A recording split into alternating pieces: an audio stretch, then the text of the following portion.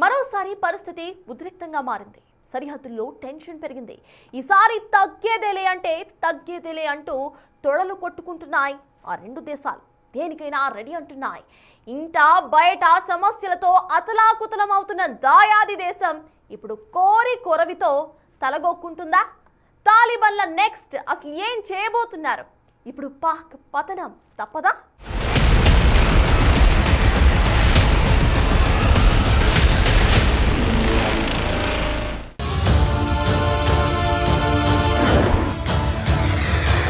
పాకిస్తాన్ అంతు చూస్తామంటోన్న తాలిబన్లు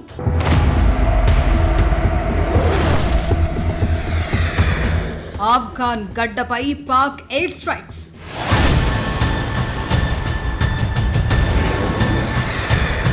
durian line కు ఇరువైపులా పేలుతోన్న బాంబులు.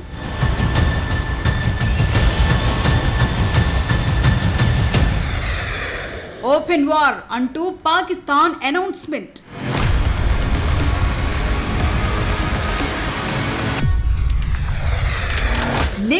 నిమిషానికి మారుతోన్న పరిస్థితి.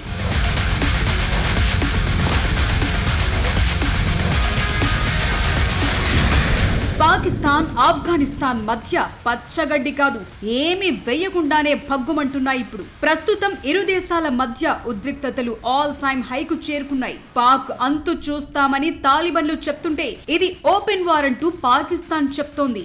మా సహనం నశించింది, ఇక మీకు మాకు మధ్య జరిగేది ఓపెన్ వార్ అంటూ పాకిస్తాన్ రక్షణ మంత్రి ఖవాజా ఆసిఫ్ స్టేట్మెంట్ ఇచ్చారు. దీంతో పరిస్థితులు మరింత ఉద్రిక్తంగా మారాయి.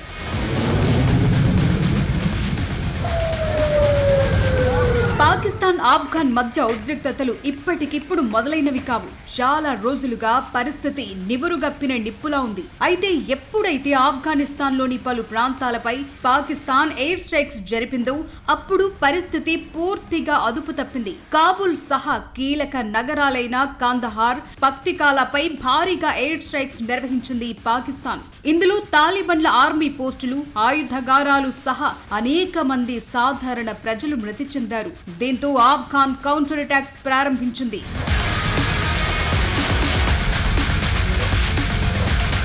పాకిస్తాన్ చేసిన దాడులకు కౌంటర్ గా డ్యూరాన్ లైన్ వద్ద ఉన్న పాకిస్తాన్ పోస్టులపై దాడులు చేసింది. పాక్ సైనిక స్థావరాలను టార్గెట్ చేసింది. ఖైబర్ జిల్లా సరిహద్దుల్లో ఘర్షణలు ప్రారంభం కాగా ఆ తరువాత అన్ని పోస్టులకు విస్తరించాయి.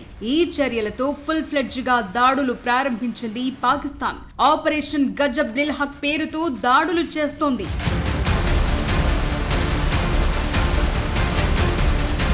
ఎప్పుడైతే పాకిస్తాన్ ఓపెన్ వార్ అని స్టేట్మెంట్ ఇచ్చిందో ఆఫ్ఘాన్ ఇక డోస్ పెంచింది. సూసైడ్ స్క్వాడ్ ను రంగంలోకి దించుతున్నామని స్టేట్మెంట్ ఇచ్చింది. సూసైడ్ స్క్వాడ్ అంటే సూసైడ్ బాంబర్ల బెటాలియన్. వీరంతా పేలుడు పదార్థాలు అమర్చిన డ్రెస్లు, కార్ బాంబులతో ఉంటారు. పాకిస్తాన్ కు చెందిన కీలక వ్యూహాత్మక ప్రాంతాలను టార్గెట్ చేయనున్నారు.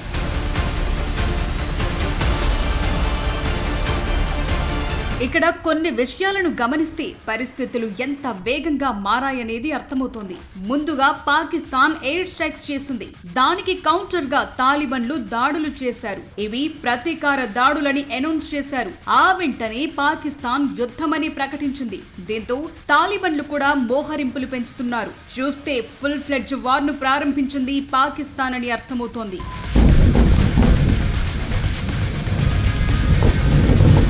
ప్రస్తుతం ఇరు దేశాల వైపు భారీగా నష్టం జరుగుతోంది. ఇప్పటి వరకు 133 తాలిబాన్ ఫైటర్లను మట్టుబెట్టాం. తాము చేసిన దాడిలో 200 మందికి గాయాలయ్యాయి. 27 తాలిబాన్ పోస్టులను నాశనం చేశాం. 9 పోస్టులను స్వాధీనం చేసుకున్నామని చెప్తోంది. తమ వైపు కేవలం 2 సైనికులు మాత్రమే చనిపోయారని చెప్తోంది. తాలిబాన్లేమో 55 మంది పాకిస్తాన్ సైనికులను మట్టుబెట్టామని, 19 పాక్ పోస్టులను స్వాధీనం చేసుకున్నామంటోంది. తమ వైపు 8 మంది తాలిబాన్ ఫైటర్లు మాత్రమే చనిపోయారని చెప్తోంది.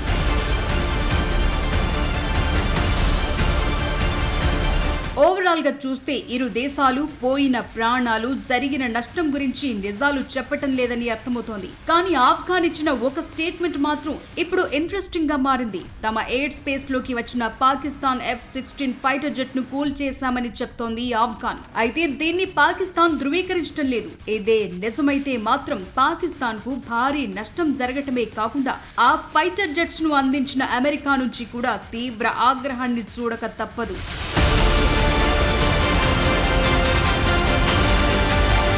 సరే, దాడులు జరుగుతున్నాయి, అది యుద్ధంగా మారుతోంది. మరసలు ఈ దాడులకు కారణమేంటి? ఇదే పరిస్థితి కొనసాగితే ఇరు దేశాలు ఎదుర్కోబోయే పరిస్థితులేంటి?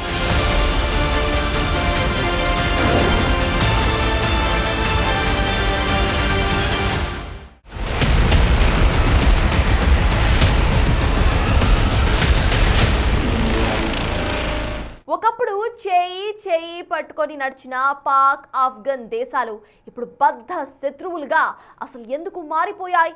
ఈ యుద్ధం ఇప్పుడు పాక్ ఎలాంటి నష్టాన్ని తీసుకురాబోతోంది? అసలు పాక్ ఏం ఆశించి ఈ దాడులు చేస్తోంది? ఇది డైవర్షన్ గేమ్లో భాగమా, లేక మరోసారి వేరే దేశం గురించి పాక్ బలి పశువు అవుతుందా?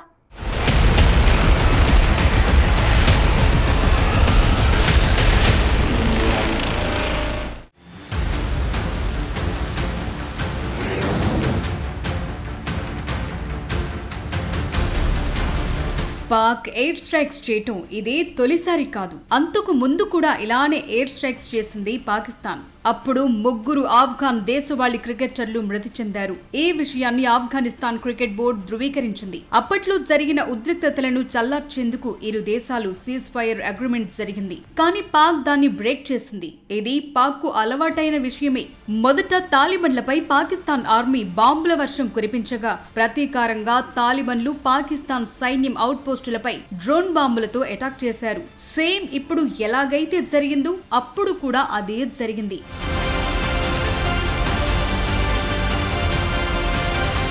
అసలు ఈ దాడులన్నింటికీ కారణం తెహ్రీక్-ఈ-తాలిబాన్. ఇదంటే పాకిస్తాన్ కు అస్సలు నచ్చదు.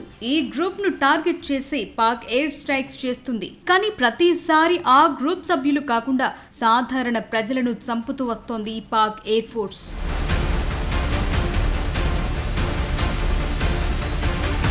ఆఫ్ఘాన్ భూభాగాన్ని ఉపయోగించుకుంటారన్న తెహ్రీక్-ఈ-తాలిబాన్, పాకిస్తాన్ టీటీపీ ఉగ్రవాదులు తమ దేశంలో దాడులు చేస్తున్నారనేది పాకిస్తాన్ చెప్తోన్న మాట.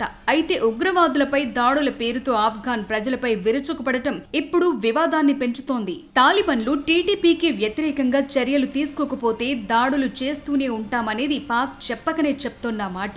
చెప్పాలంటే పాకిస్తాన్ వద్ద శక్తివంతమైన సైనిక, సాంకేతిక, అధునాతన ఆయుధాలున్నాయి. తాలిబాన్ ప్రభుత్వానికి వ్యతిరేకంగా పలు దేశాల్లో రాజకీయ పరపతి కూడా ఉంది. కానీ వచ్చిన చిక్కంతా ఈ యుద్ధం ఎన్నాళ్లు చేయగలరనేది. ఎందుకంటే పాకిస్తాన్ ఆర్థిక పరిస్థితి చాలా దీనావస్థలో ఉంది. కానీ బయటకు మాత్రం ఆ దేశం అలా చూపించదు. తమది బలమైన దేశం అనుకుంటారు. ఏదైనా అవసరం వస్తే అమెరికా, చైనా తమకు సపోర్ట్ చేస్తాయని అనుకుంటారు. అదే ధైర్యంతో ఇప్పుడు కథన రంగంలో కత్తిదూస్తోంది. అయితే తాలిబన్ల పరిస్థితి కూడా బయటికి చెప్తున్నంత గొప్పగా ఏం లేదు. వారి వద్ద ఎయిర్ డిఫెన్సెస్ సిస్టమ్స్, రాడార్లు, ఆధునిక ఆయుధాలు లేవు. ఇదో పెద్ద మైనస్.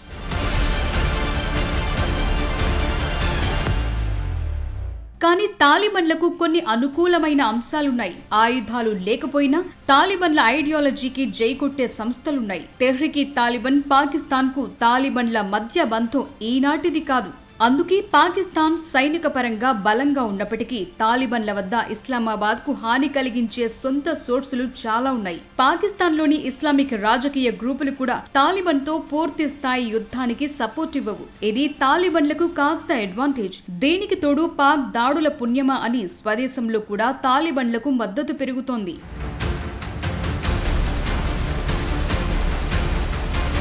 ఏదేమైనా యుద్ధం ఇరు దేశాలకు తీవ్ర నష్టాన్ని మిగల్చక తప్పదు. ఇప్పటికే బలూచిస్తాన్ రెబెల్స్ కు చుక్కలు చూపిస్తోన్న పాక్ బలగాలకు ఇప్పుడు తాలిబాన్ నుంచి తీవ్ర ప్రతిఘటన తప్పటం లేదు. ఇదే కంటిన్యూ అయితే ఓ నిప్పుల కుంపటిపై పాకిస్తాన్ కూర్చున్నట్టే ఉంటుంది. ఇప్పటికే ఇరు దేశాల మధ్య వివాదాలను చర్చలతో పరిష్కరించుకోవాలని చైనా, రష్యా చెప్తున్నాయి. అవసరమైతే ఉద్రిక్తతలను తగ్గించడానికి మధ్యవర్తిత్వం వహిస్తామంటోంది ఇరాన్. కానీ ఇవేవీ కూడా అయ్యే పనులు కావు.